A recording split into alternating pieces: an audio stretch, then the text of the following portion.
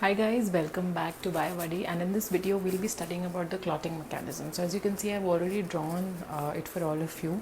Now in this video we'll be basically focusing that how and what are the factors responsible for clotting.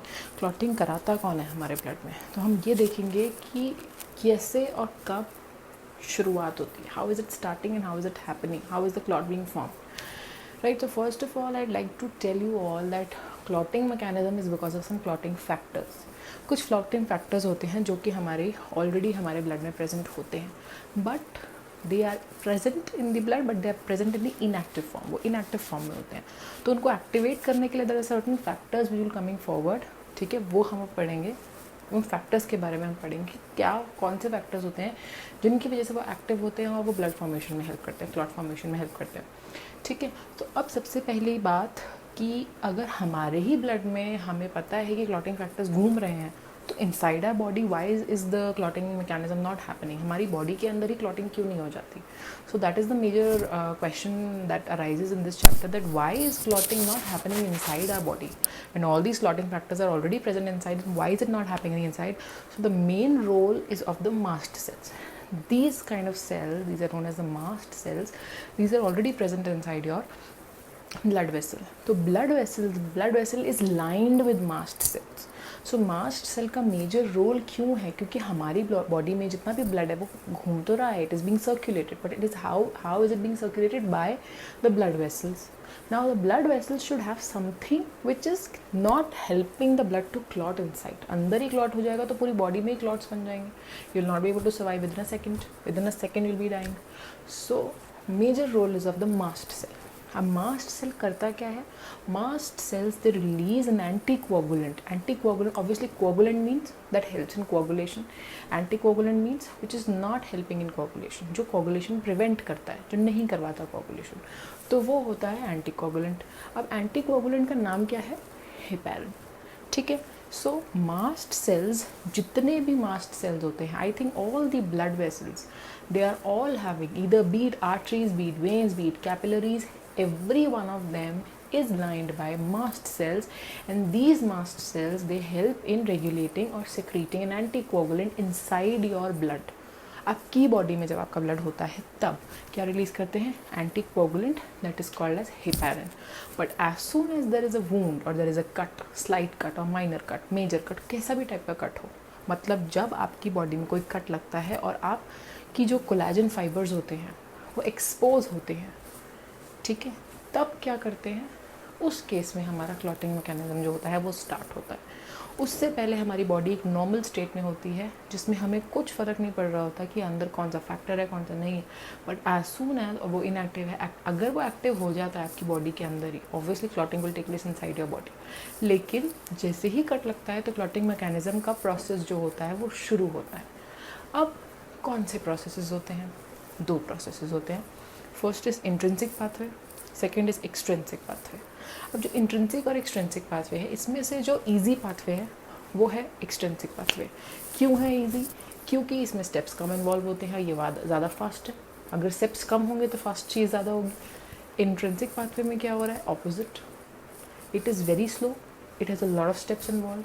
इतने steps हैं कि वो process ही इतना slow हो जाएगा. तो इसलिए हम जो अभी जो हम पढ़ेंगे in this video will be studying about the intrinsic pathway, जो स्लो पाथवे होता है.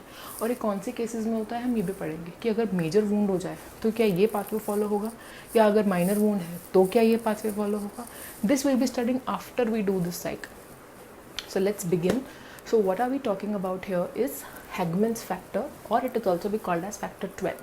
अब यहाँ पे हम उन फैक्टर्स की बात करेंगे जो हेल्प कर रहे हैं क्लॉट करने में. बहुत सारे factors that come together and they help in clotting.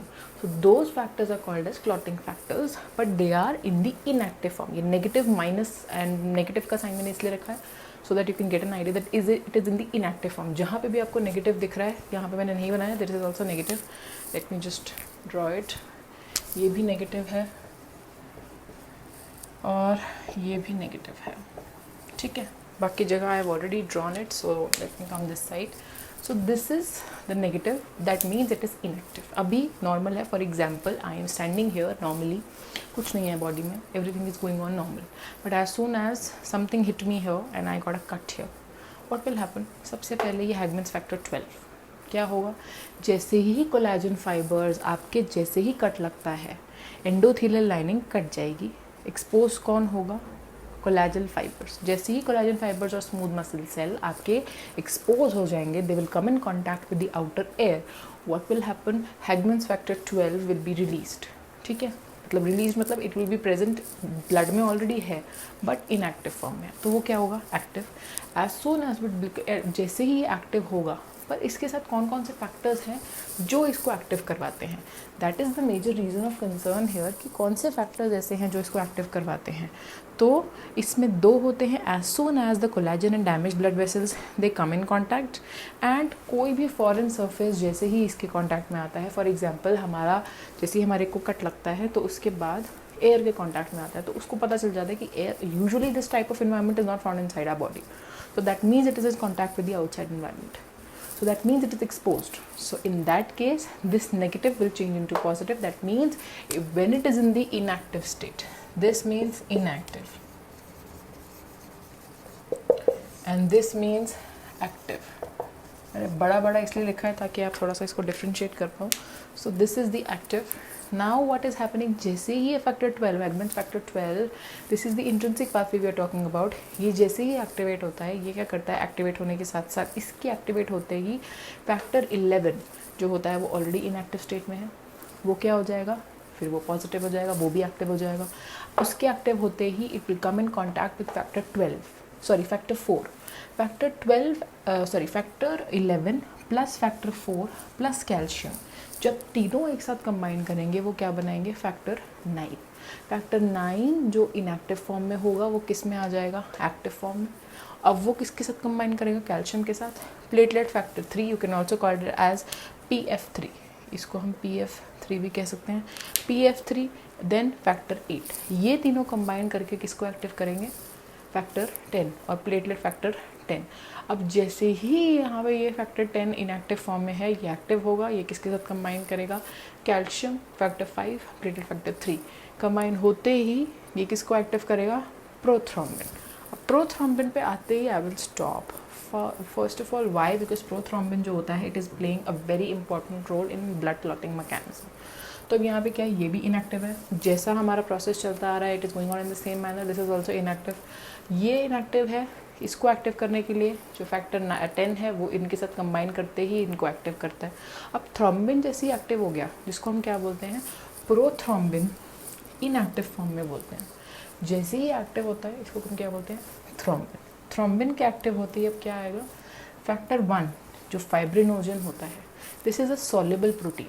मतलब जब तक हमारी बॉडी में होता है, बाकी सब हमने बोले कि सब इनएक्टिव फॉर्म में थे लेकिन बाद में एक्टिव हुए जब ब्लड क्लॉट करना था, बट इस केस में क्या है, जो फाइब्रिनोजन है ये एक ऐसा प्रोटीन है जो ऑलरेडी सॉल्युबल होता है हमारे ब्लड में, बट जैसे ही इसमें हमारा ये कॉन्टैक्ट में आता है factor 12 and sorry this is also F, ठीक है, जैसे ही ये हमारे कॉन्टैक्ट में आता है, all these things that will make fibrinogen that is inactive state to fibrin, जो क्या बना देगा, एक नेटवर्क बना देगा, फाइबर का network, that is known as the loose meshwork. Meshwork means जाली जैसे एक नेटवर्क सा बना देगा जिसमें सारे RBCs ट्रैप होते जाएंगे।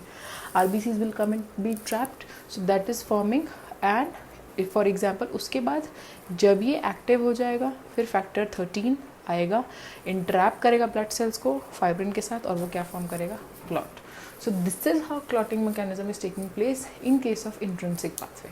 In the other video we'll be studying about the extrinsic pathway. So do like and share in this video guys, because this is a very important video and you need to follow this only, this basic mechanism only which I have drawn. After this we will come back to directly to 10 factor, उसके बाद सीधा ऐसे चलेगा। So you can just note down these things and do not take anything, like just click on anything you want to say, anything you want to write about the video, कोई भी comment आपको करना है, please just do it right there. If you feel that you can add I have missed out something, you can just let me know that also.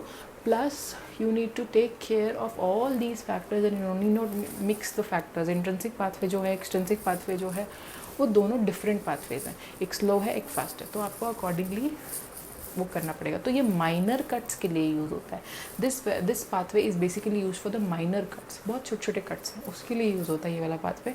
और next pathway जो extrinsic pathway है वो उसके हम next video में बात करेंगे। So till then take care guys and stay tuned for the next.